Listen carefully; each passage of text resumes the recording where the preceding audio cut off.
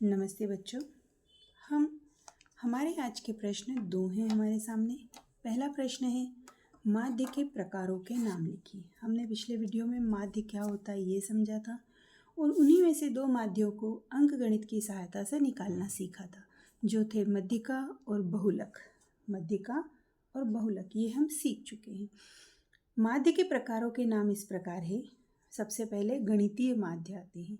गणितीय माध्य, समानांतर माध्य, गुणोत्तर माध्य, हरात्मक और वर्णकर्णीय द्विघाती माध्यों को कहते हैं।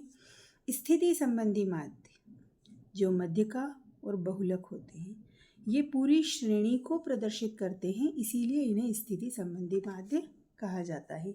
ये गणितीय शुद्धता बताते हैं, इसलिए इन्हें गणितीय माध्य कहा जाता है। तीसरे प्रकार का माध्य होता है व्यापारिक व्यवसायिक माध्य। व्यापारिक या व्यवसायिक माध्य जो चल माध्य, प्रगामी और संगठित होते हैं। नाम से पता चल रहा है ये व्यवसाय में निर्णयों को लेने के लिए मदद करते हैं। इन्हीं माध्यों को व्यावसायिक माध्य कहा जाता है। हम इन्हीं में से एक समांतर माध्य को आज सीखने वाले हैं। समानांतर माध्य किसे कहते हैं? समांतर माध्य जब किसी श्रेणी या समंकमाला के समस्त पदों के योग, ध्यान से सुनिएगा, हम पहले भी इसको समझ चुके हैं कि जब कोई समंकमाला में सभी पदों का योग किया जाता है, योग करना अर्थात जोड़ना, और उनको कुल संख्या से भाग दिया जाता है, कुल संख्या से भाग दिया जाता है, तो ऐसी प्राप्त राशि को हम समांतर माध्य कहते हैं। हम उदाहरण द्वारा समझ लेते हैं। मान लीजिए किसी कक्षा में 8 छात्रों के गणित में आए हुए अंक हमको दिए हुए हैं। हमको प्रश्न में दिया है कि 8 छात्र हैं और उस कक्षा में उनके गणित के अंक दिए हैं, और इन्हीं अंकों से हमको क्या निकालना है? समांतर माध्य निकालना है।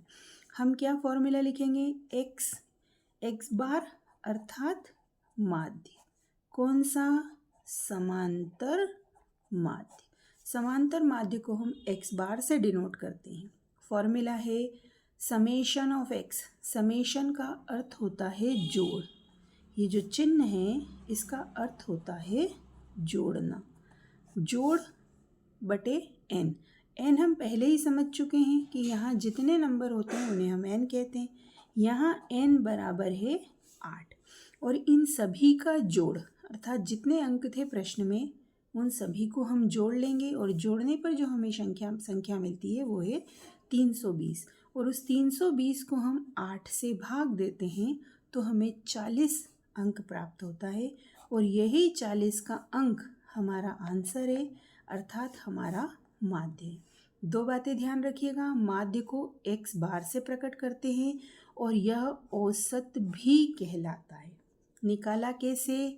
जो भी श्रेणी दी गई है उस श्रेणी के सभी पदों को जोड़ा और जोड़ने पर कुल संख्या का भाग दिया। और यही परिभाषा में भी है कि जब किसी श्रेणी समंकमाला के समस्त पदों के योग में पदों की कुल संख्या का भाग दिया जाता है।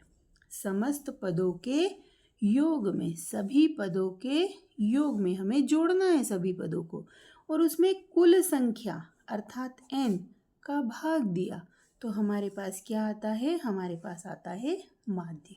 धन्यवाद।